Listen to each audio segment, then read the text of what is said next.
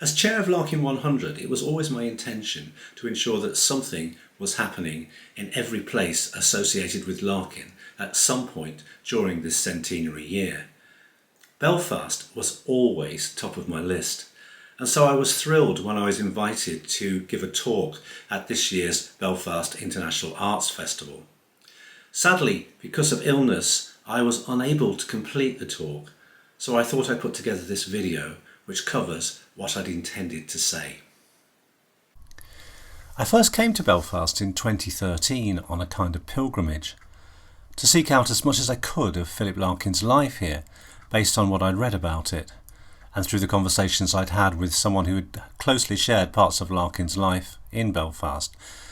That person was the late Winifred Dawson, or Winifred Arnott as she was when Larkin first met her in October 1950.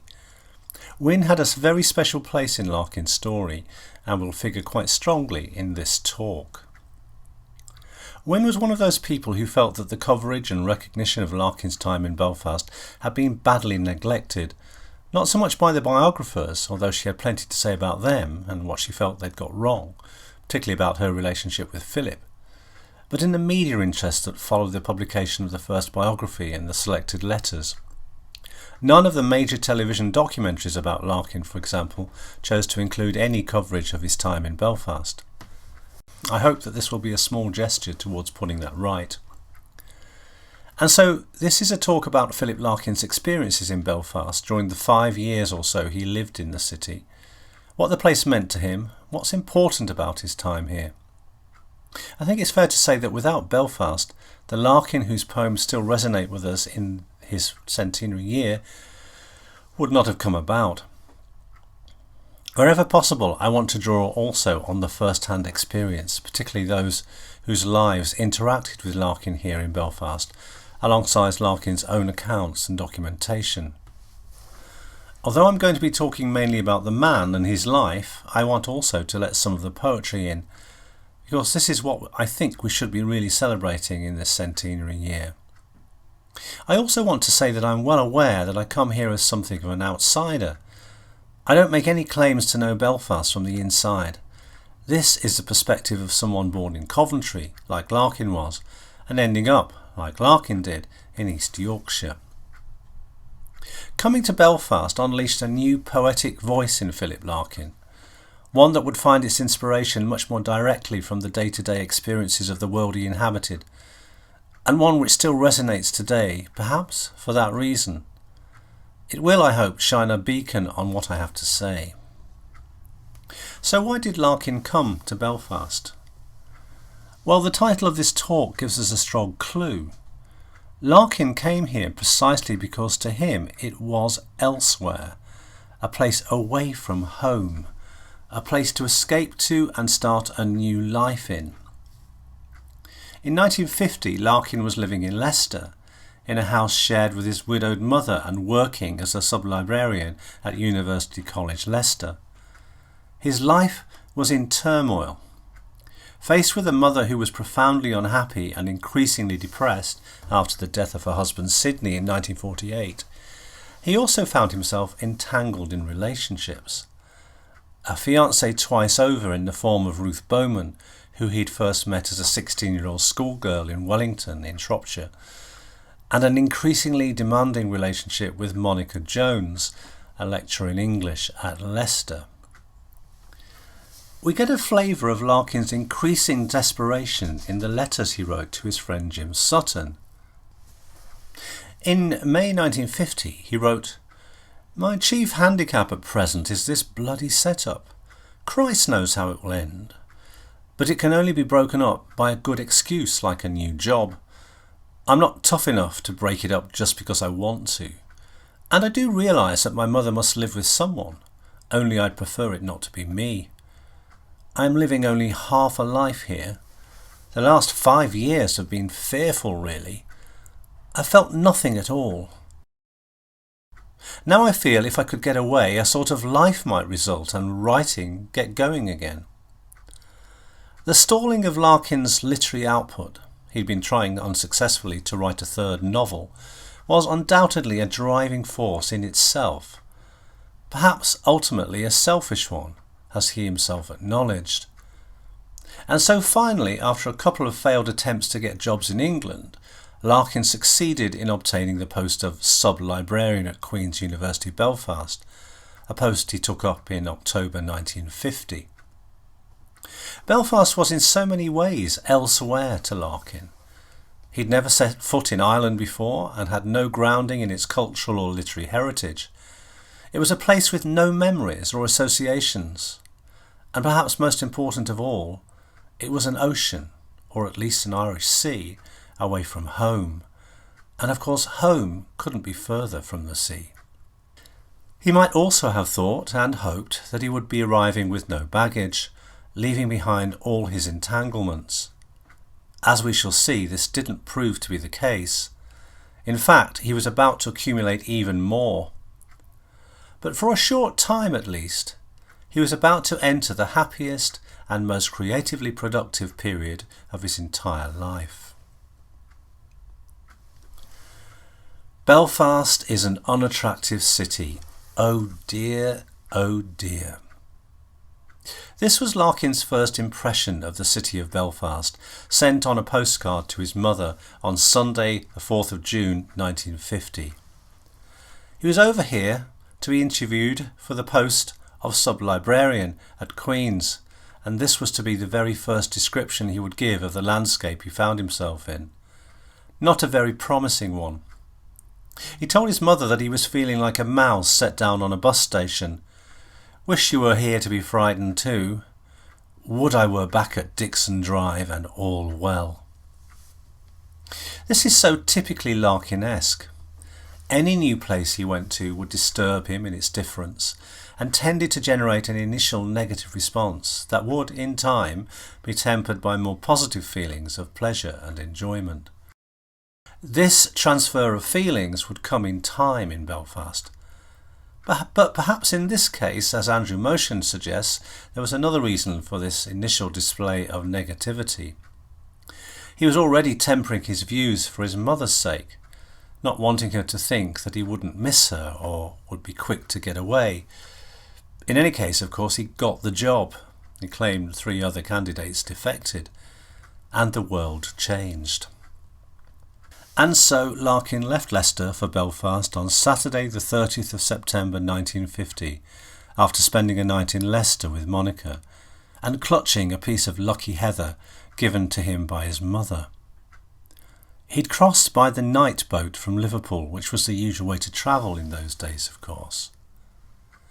In his first letter from Belfast, written the next day, he described the journey for his mother. We sailed, that's the royal phrase, I hadn't anyone with me, on the Ulster Duke in good time. I ate some hyoscine tablets and some fish and chips, and sat on the deck in my duffel coat, writing up my diary as we edged out of the complicated docks. It takes a full hour to leave Liverpool, I timed it. Felt rather mournful as I saw we had cast off, but a spell at my diary cheered me up, and I went to bed about 10:45 in a nice single cabin. There was a little velvet convexity in the wall, circular, with a hook above it. I couldn't think what it was for a moment. Then I realised it was for a watch to hang on. It's fascinating how many times Larkin's descriptive content in a letter, especially to his mother, later transforms itself into poetry. In this case, the diary entry he refers to included the beginnings of a poem that would remain unfinished. Significantly, he titled it Single to Belfast. In this initial draft, Larkin sets out the premises of this new chapter in his life, this fully rehearsed departure, as he describes it.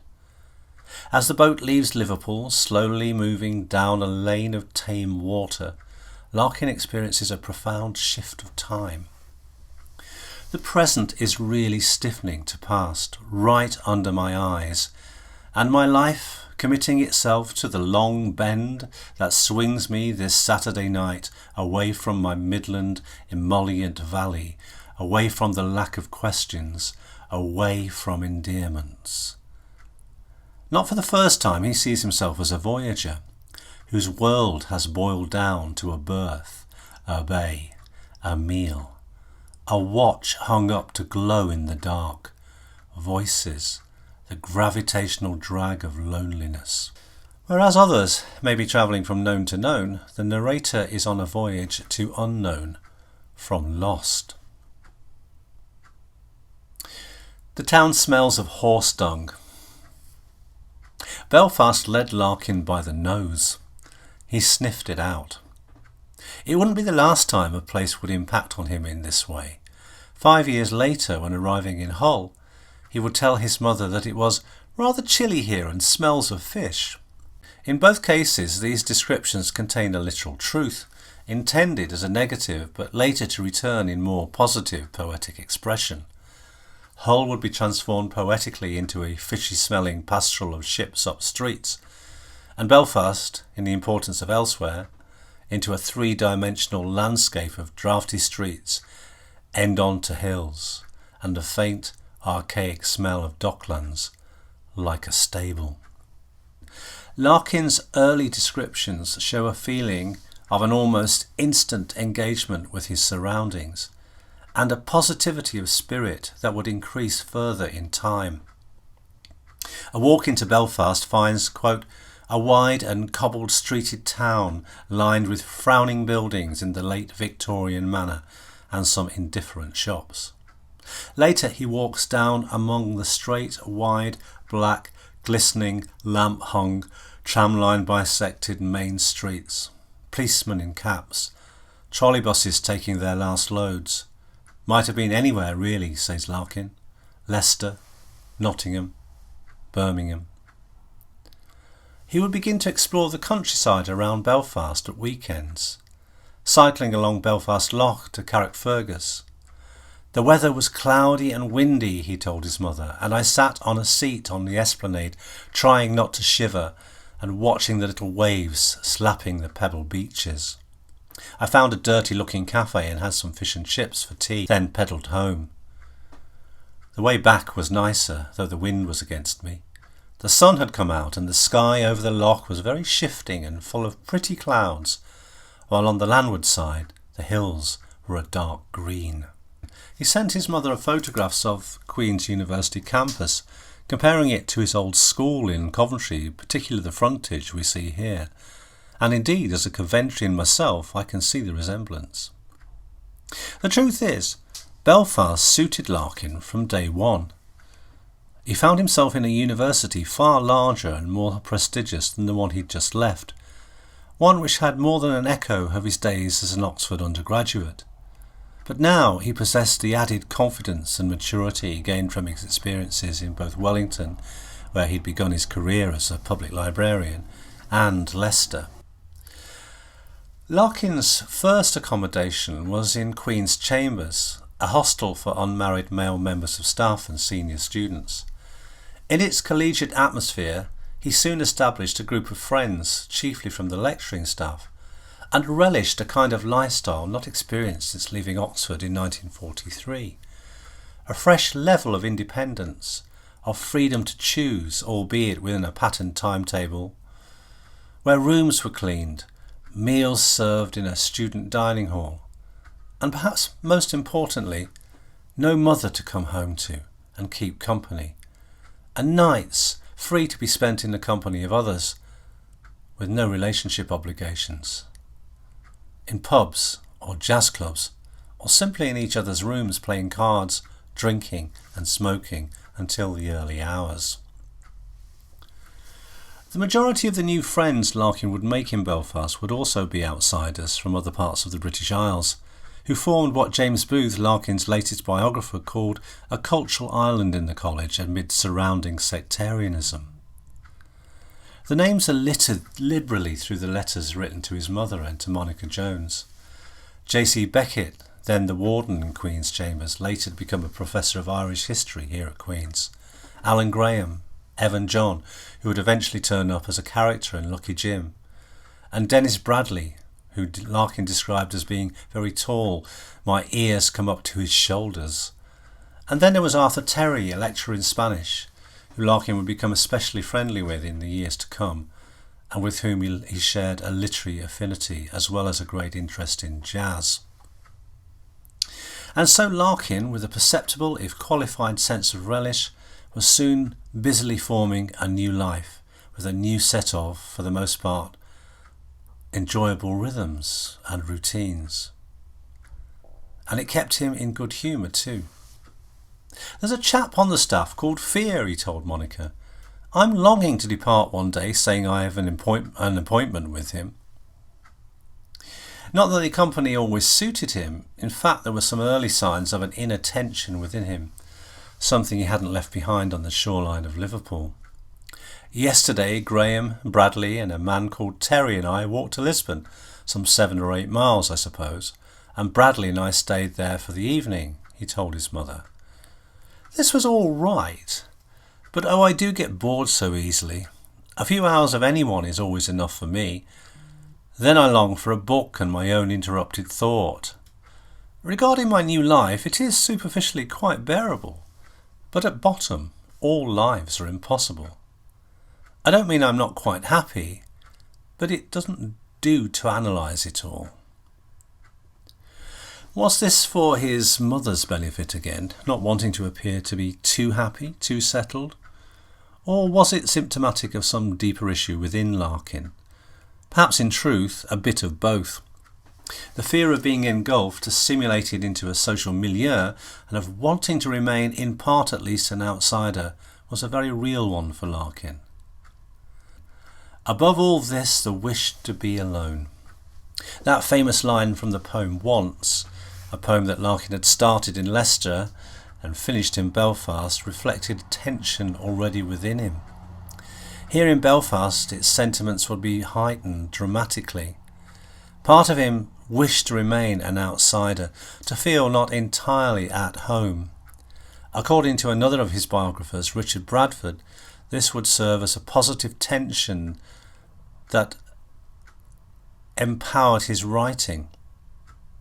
Larkin, says Bradford, relished the tensions of being at once part of and different from this new environment, and this in turn provided a greater impulse to his output as a poet. He now felt, says Bradford, more confident as an outsider, someone who could commit his impressions and imaginings to the word on the page without becoming their captive. Of course, what enabled Larkin to come to Belfast was work, and he came to a library position that marked a considerable step up in responsibility. This was something that both pleased and worried him in equal measure. Here's Larkin's own account of his experience in the library. It was, of course, the old library, first opened in 1865 and built along ecclesiastical lines. The building had its challenges, as Larkin was soon to find out. No one had much of an idea of what a library ought to be like in those days. I'd just left one that had started life as a lunatic asylum, and the ecclesiastical atmosphere didn't bother me. The light was dim and religious. The lofty pitched roof of the reading room magnified the clack of rulers and tapping of heels, but seemed to absorb conversation. The stack was claustrophobic and even creepy. The galleries had a reputation for romantic assignation. I had no room, but was given a desk from which I could see most of what was happening at the issue desk and throughout most of the reading room. As I was now in charge of what would now be called readers' services, this was appropriate. But it had its drawbacks. One day I woke up at my desk surrounded by a group of students I was to show round the stack. They were not exactly giggling, but they were amused. When the building was reorganised and redesigned, Larkin did get a room and a telephone. Something, he said, in some indefinable way improved my status. Larkin was always rooms conscious. He once turned down a post at Reading University because the desk and the room was not large enough. He boasted that his desk in Hull was bigger than President Kennedy's. Larkin found the job more challenging than in Leicester. He told his mother that he was not good at keeping order and discipline, but it was clear that his work was much appreciated by his boss, Jack Granique, and there was a mutual sense of admiration. "Granique is extremely nice without being at all my kind of man," he told Monica.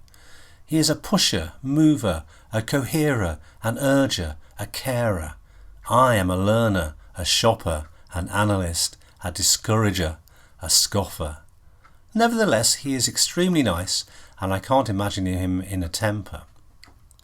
So what was Larkin like at this time? How did he really come across? Records show that he was popular among the 14 or so mainly female, mainly young staff he worked with in the library.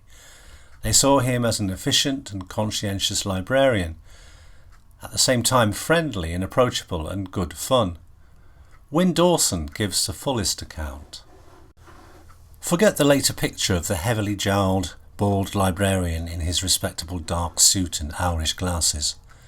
Well, yes, he was already balding at 28, but was still slim and very tall, and more than that, he dressed in clothes which were never seen in Belfast. Patterned sports jackets, coloured trousers, plain pink shirts, white bow ties, sandals, not necessarily all at once. It made him seem different, exciting, pointed to a future world waiting to be explored. Then there was his stammer, which, though genuine, gave an added frisson to the outrageous things he said. Most delightful of all were his famous faces, immortalised by Kingsley Amis in Lucky Jim. Imagine working in an office where soon after work began, the door would open and a face would come round, contorted into an expression of agony or disgust, eventually followed by the rest of him, with an account of what had caused this. It seems that in Belfast, at least, Larkin came closest to the vision of the librarian he once said he would like to be. Just a nice chap to have around. Not an image of him that would be universally agreed upon, of course, by those who came across him in libraries. Having said that, I think Larkin's career and success as a librarian has generally been underplayed. He may have fallen into it almost by accident, but it was a job that suited him, that he was good at, and at the end of the day formed part of the conditions for writing, both constraining and enabling it in different ways. There is an accuracy in the later description of him given by the Vice-Chancellor of Hull University, Bryn Mawr-Jones, who introduced him to the Queen Mother as our poet librarian, and also in Seamus Heaney's far later vision of, quote, a 9-to-5 man who had seen poetry. Larkin would look back on Belfast as the ideal place to write in. In an interview for the Paris Review in 1982, he particularly singled out the top-floor flat scenario, a precursor to the flat he would later come to occupy for 17 years in Pearson Park in Hull. But it was also the social context of Belfast that made it perfect. I wrote between 8 and 10 in the evenings, then went to the university bar till 11, then played cards or talked with friends till 1 or 2. The first part of the evening had the second part to look forward to, and I could enjoy the second part with a clear conscience because I'd done my 2 hours. How much more positive that sounds than his answer to a previous question in the same interview, in which he described his present life in Hull in 1982, 3 years before his premature death. By that time he was ensconced in a large and rather characterless house in the middle-class enclave of Hull, close to the university. My life is as simple as I can make it. Work all day, cook, eat, wash up, telephone, hack writing, drink, television in the evenings. I almost never go out. I suppose everyone tries to ignore the passing of time, some people by doing a lot, being in California one year and Japan the next.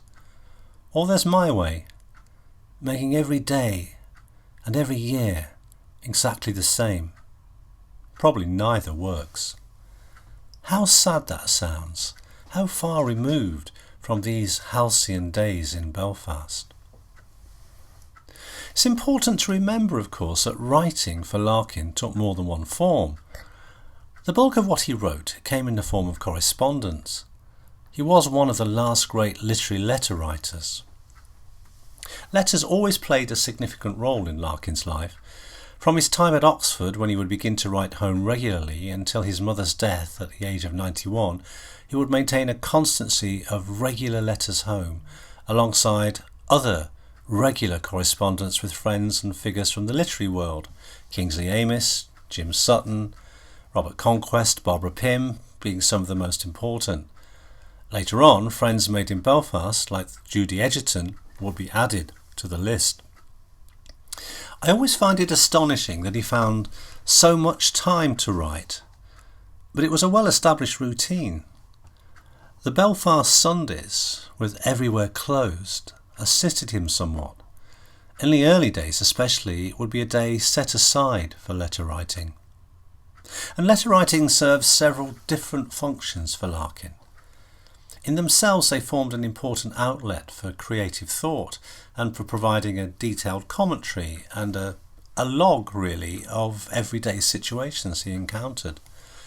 This is particularly true of the letters to his mother, where in both sides of the conversation aspects of day-to-day life are so prominent. As Clive James once put it, the correspondence with his mother helped to restore the precious ordinariness that she represented, and which formed the lifeblood of his poetry. Moreover, these letters from Belfast provide brilliant socio-historical descriptions of what the city was like in the early years of the 1950s. Letters were also a form of control, a crucial way of handling relationships at a distance, especially with his mother and with Monica. They allowed Larkin to present different parts of himself to different people, and to establish personas that he thought best matched their own. Letters to Eva and to Monica, as was the case with other recipients, were written in a different register, and with a difference of focus. The content was often the same, but angled differently.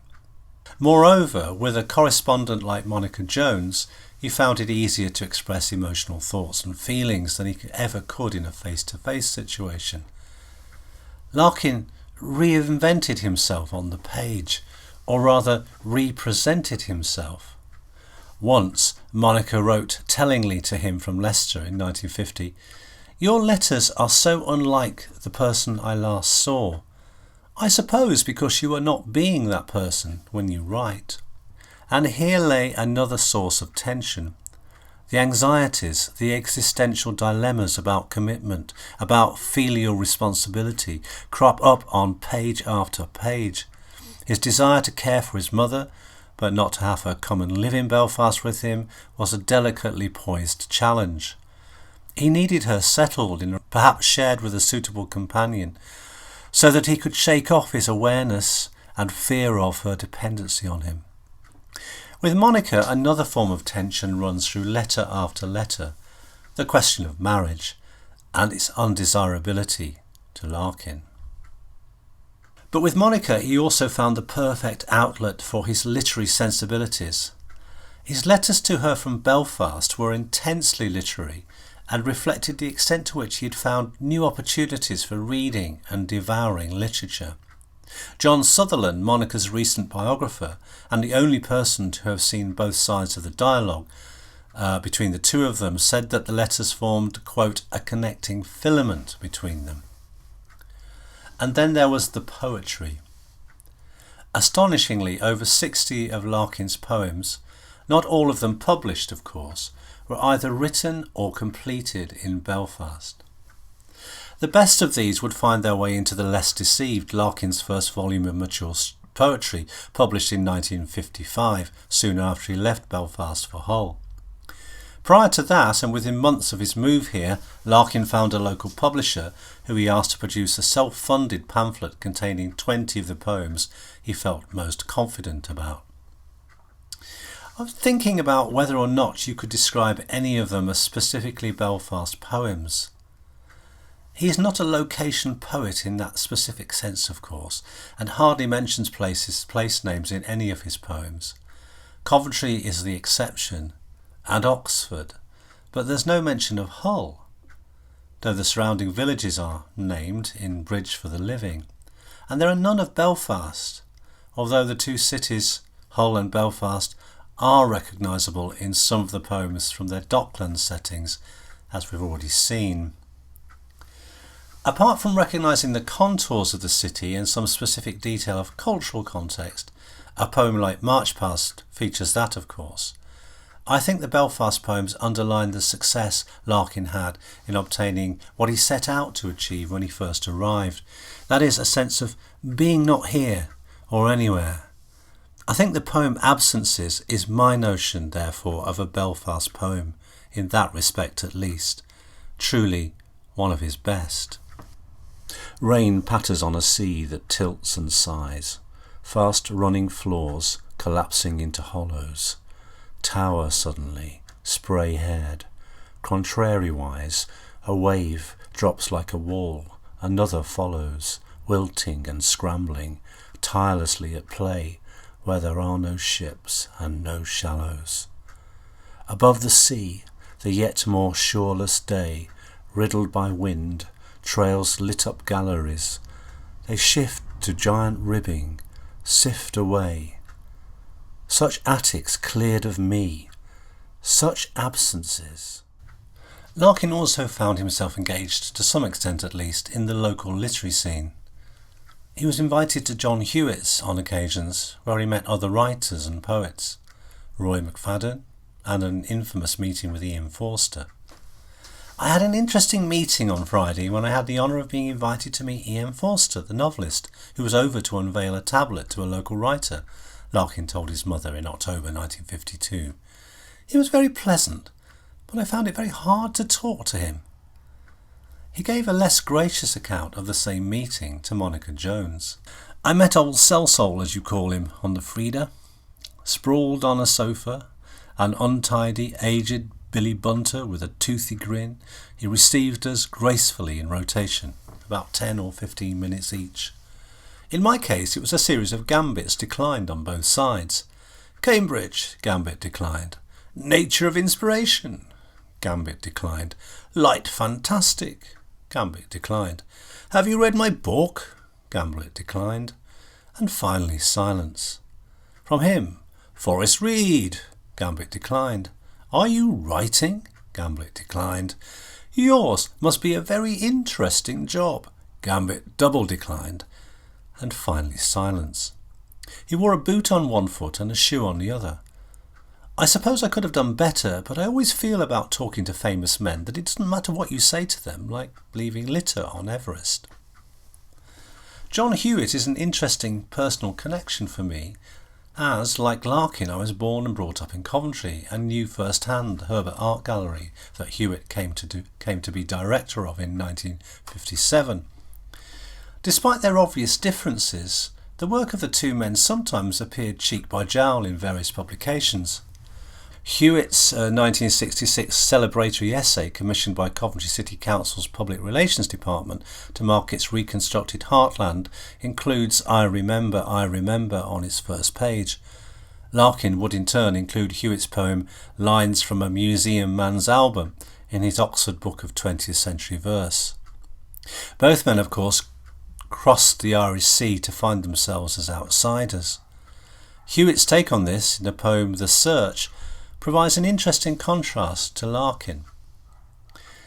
It is a hard responsibility to be a stranger, to hear your speech sounding at odds with your neighbours, holding your tongue from quick comparisons, remembering that you are a guest in the house. Hewitt's embracing of Coventry was different from Larkin's partial immersion in Belfast, of course, but there are clearly some overlaps, and in another place, another time, maybe it would be interesting to compare them further. Of course, in Belfast, Larkin's old life had not exactly gone away.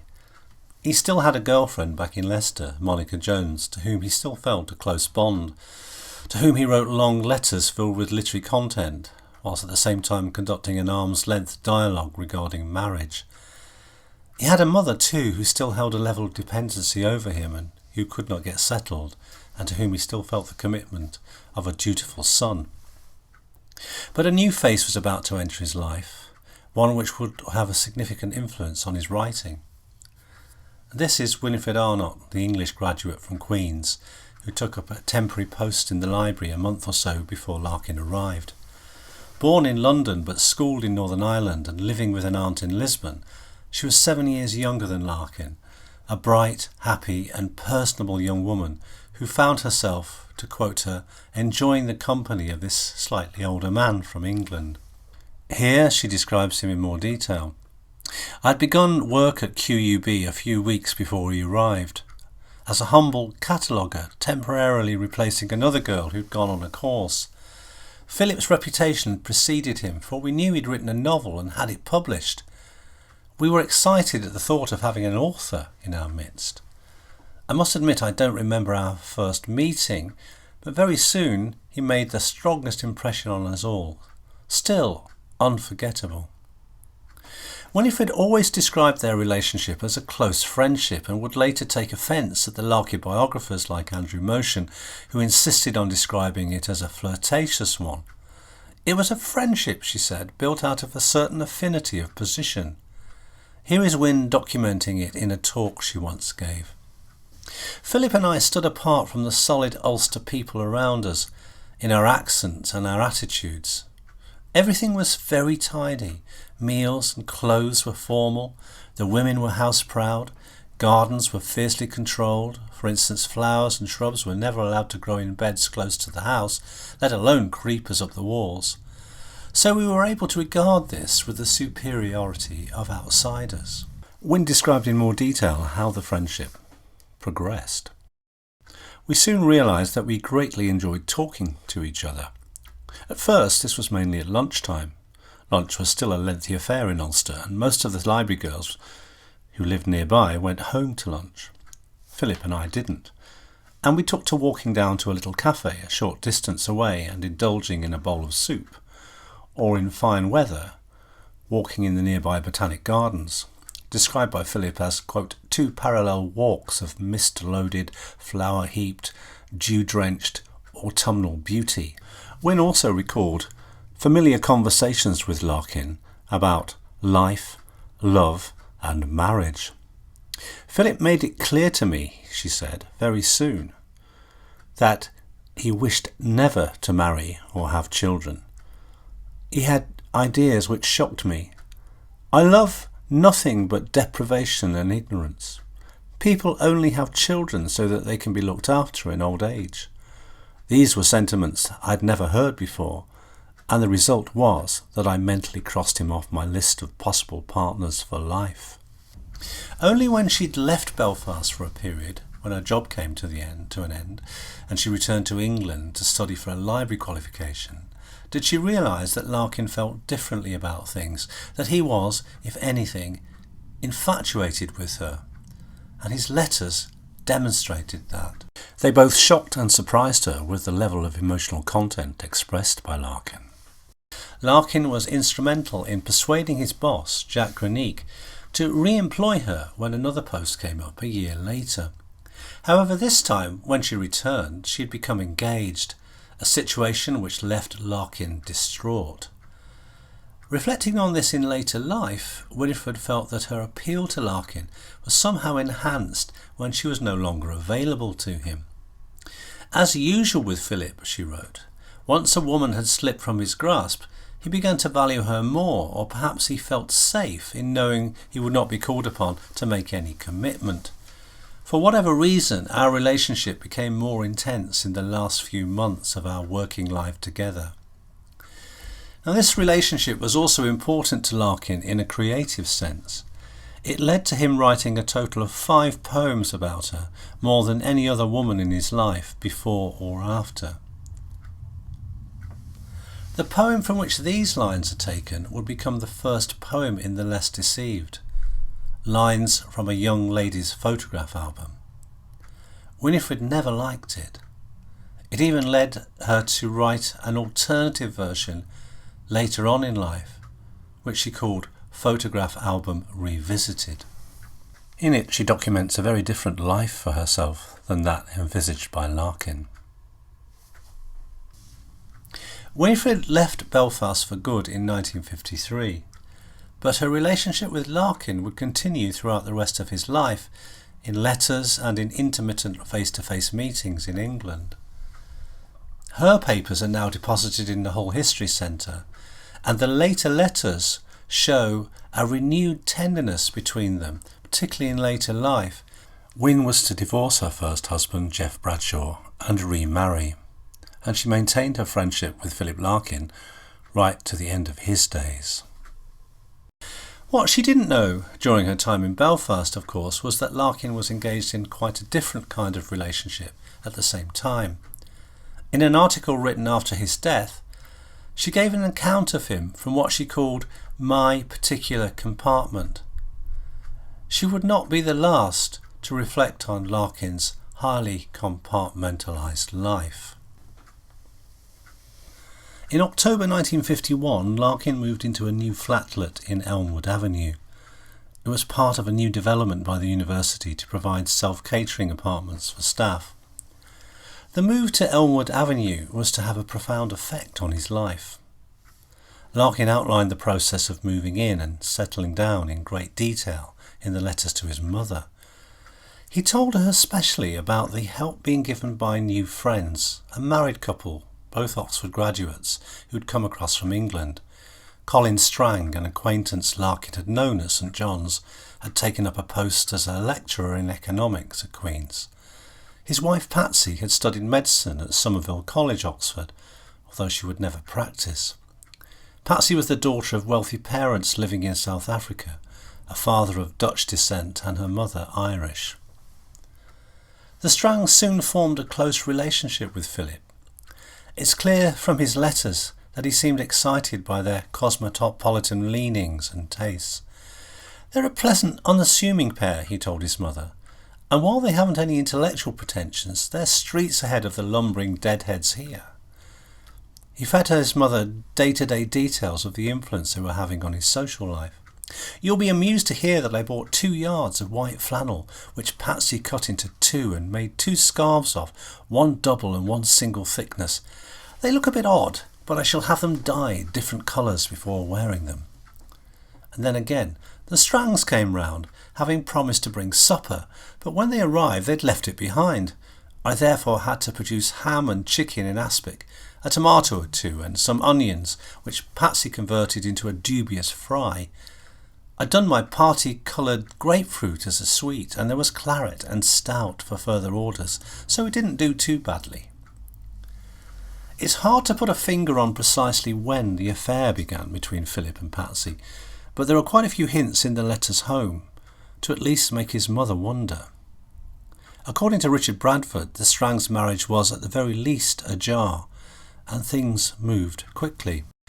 Andrew Motion described it as the most erotic of all his affairs. James Booth takes a different line and says that it was disastrous for Larkin and that Patsy alarmed him. Richard Bradford describes Patsy as the most overtly sexual woman Larkin would ever meet, and describes how they would book rooms in hotels under the name Mr. and Mrs. Crane, inspired of course by the dockside cranes alongside the Belfast Lock. Patsy would roar with laughter as they departed, he tells us. Where he got this information from is unclear. In any case, none of this gives any credence to Patsy's own perspective, although we can glean from her correspondence with Larkin that they shared a close literary connection, and this was important in its own right, and possibly underplayed. Patsy Strang certainly had designs to be a writer herself. She lived in Paris and had a good understanding of and interest in French symbolism. Her letters to Larkin are full of literary commentary in which they discuss French poetry, cinema and the latest art exhibitions and so on. It suggested also that she influenced Larkin's poetry, perhaps in a less direct way from Winifred, but at least 2 poems are attributed to her by James Booth. In later life, Patsy Avis, as she became known, worked as a literary editor in Dublin and had 1 novel, Playing the Harlot, published posthumously, a novel in which Larkin features as the character Rollo. It's interesting to note some posthumous interest in her poetry too, particularly in Ireland. She was as clever as the clever men, Nuala O'Phelan asserted in her memoir Are You Somebody, where she criticised the perception of Patsy as a doomed soul, claiming that it was an argument often used to cover up indefensible circumstances. Like the other women in Larkin's life, Patsy Strang suffers from her own voice not being heard, it seems, and there's certainly more work that could be done on this. Larkin left Belfast for Hull in March 1955 to take up his post as head librarian at Hull University. He was to become the youngest head librarian in the country. It was a job he'd been encouraged to apply for by Jack Grenique, who appreciated his talents. And to some extent, Larkin left Belfast reluctantly. His return to England, of course, would take him back to closer proximity to Monica Jones and to a mother still unsettled and moving towards chronic depression. In both cases, each shared a hope that they might find their way up to Hull on a permanent basis. In a sense, Larkin had merely swapped one place that had been elsewhere for another, which was on the edge of things and, crucially, away from home. Here his poetry would continue to flow, for a time at least, and the legacy of Belfast would never be forgotten. As the poem Places Loved Ones shows, Belfast had brought him no closer to his proper ground, or to finding a special one with an instant claim to everything he owned, down to his name. Fundamentally, he remained that single person who'd stepped off the night boat 5 years before. And what about the women he'd encountered in Belfast? What happened to them? Patsy Strang ended her life tragically, dying at the age of 49 of a combination of alcohol and barbiturates. But there's a happier story to tell of Winifred. Her story would continue in a way that would have surprised and perhaps amused Larkin. She married twice. She settled in Winchester, a small distance away from Ruth Sivens, Larkin's first girlfriend and fiancée. She joined the Larkin Society once it was formed in 1997, and through that met and became friends with Maeve Brennan, another librarian who became part of Larkin's tangled web. Astonishingly, the three of them, Win, Maeve and Ruth, became very close friends for the rest of their lives, a particularly long time in the case of Win, who lived to be 85. The very first issue of About Larkin, the Philip Larkin Society's journal, although they called it a newsletter in those days, contained an article from Ruth on Larkin's time in Wellington and an interview between Maeve Brennan and Win. Among other things about her life in Belfast, Maeve asked her what he would have made of the friendship between the three of them. "I just don't know," Win said. "I think he would have been fascinated. Perhaps the fact that we all get on so well might be due to what a psychologist friend of mine tells me is assortative mating, the selection of a series of mates who have a strong resemblance to each other.